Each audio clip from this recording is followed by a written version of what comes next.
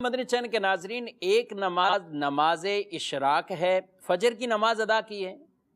اب فجر کے بعد نوافل پڑھنے کی ممانعت ہے۔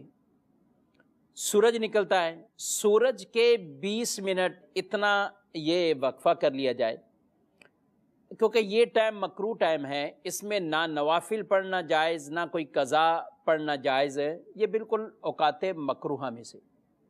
جب سورج نکلے ہوئے 20 منٹ 25 منٹ ہو جائیں تو اب 2 رکعت اشراق کی نماز یہ پڑھ لی جائے۔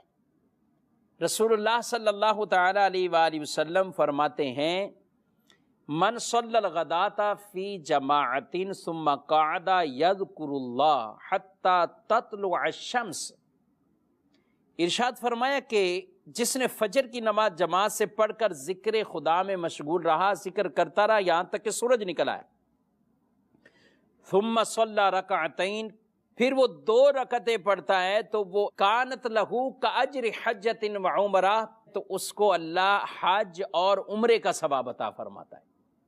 اس میں رسول اللہ صلی اللہ علیہ وسلم نے کتنی تاکید فرمائی؟ تامہ تامہ تامہ، یعنی پورے حج عمرے کا ثواب، پورے حج عمرے کا ثواب، پورے حج عمرے کا ثواب اسے ملتا۔ سبحان اللہ، یہ نماز اشراق ہے۔